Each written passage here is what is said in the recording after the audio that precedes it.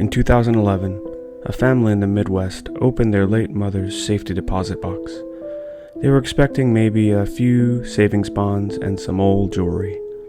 Instead, they found one manila folder with a single line written on the tab in fading ink.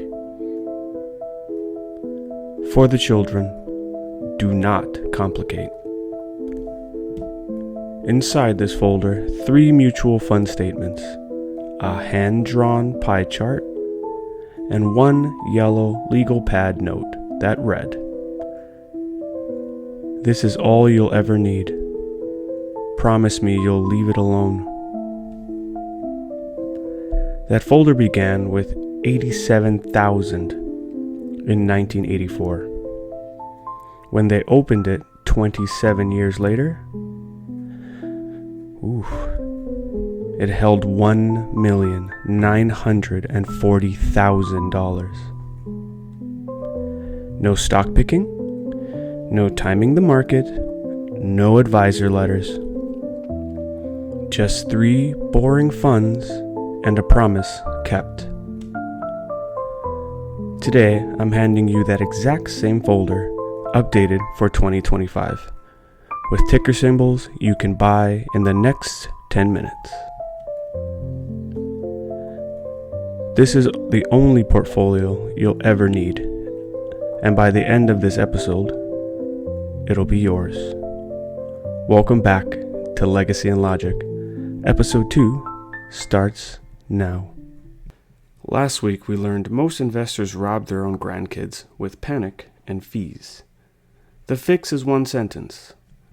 Just stay invested in the global economy for decades at the lowest possible cost. Today we turn that sentence into actual ticker symbols you can buy before lunch. Here's why complicating things tends to lose. Warren Buffett's dying instruction for his wife's trust.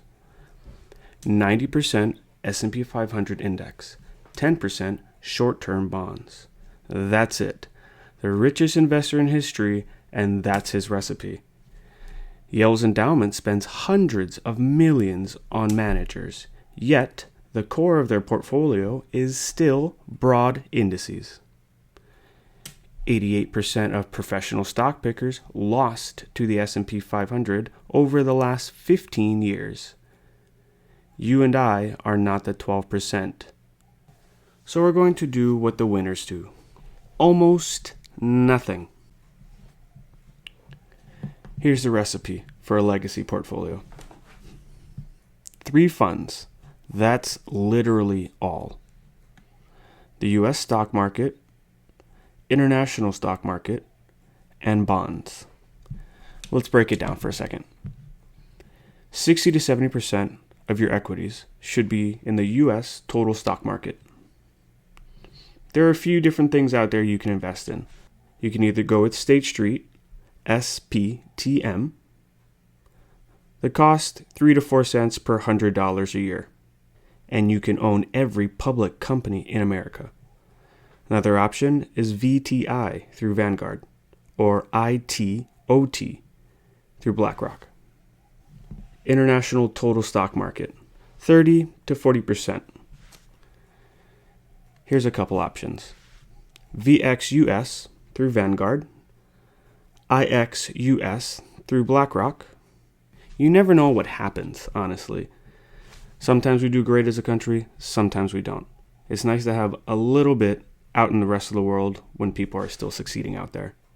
Broad bonds, BND through Vanguard, AGG through BlackRock. Here's my default, starting with a mix for anyone, 30 to 55. 70% US total, 20% international, 10% bonds. That's 90% stocks, 10% bonds while you're still building. Later, we'll glide bonds up, but that's a different episode. Want an even simpler one equity fund? Check this out. VT, Vanguard Total World Stock ETF. The entire planet in one ticker. Click. Done. How simple is that? For me, I have some of these myself. For my son, will inherit most of these. Over time, I'll move my way into it. I'm naive enough to think I can still beat the market. Over time, I know that won't happen, so I still have hedged on the side. Some of the stuff that I just won't look at, I won't touch, basically digitally write a little note on there that says, do not touch. I know some of you are thinking this, so we'll go through them. Here are some objections. But don't I need tech or gold, small cap value, or Bitcoin? Well, you already own them in proper proportion. Overweighting is just gambling with extra steps. When you get some more experience, by all means. But when you're building, start with this. Here's another one. International is risky, isn't it? The only risk that matters is permanent loss of capital. Diversifying away a country risk is the opposite of risky. What if the US keeps outperforming forever? Then 70% of the US slice keeps getting bigger automatically. You still win. Common objections handled. Back to some peace. Here's a call to action. Right now, pause the podcast, open your brokerage app. Buy any version of these 3 funds with whatever cash is sitting there, even if it's $50. We all got to start somewhere. And that's how miracles happen. It's the day you start. Turn on automatic monthly investments. Turn on dividend reinvestment. Then move the app to a folder for the grandkids and leave it be. Do it while this episode is still playing if you want. I'll wait.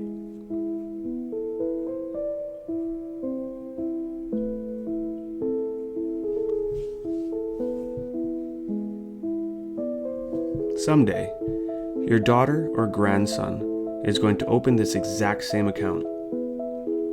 They'll see 3 clean lines on the screen. And they'll realize the greatest gift you ever gave them wasn't the money. It was the freedom from having to be financial genius. Because you already were. Next week, episode 3. The tax tricks that turn $500,000 into $3 million for your grandkids, legally and without being greedy. Until then, own the world, touch nothing, and keep building the fortune you'll never spend. See you on the porch.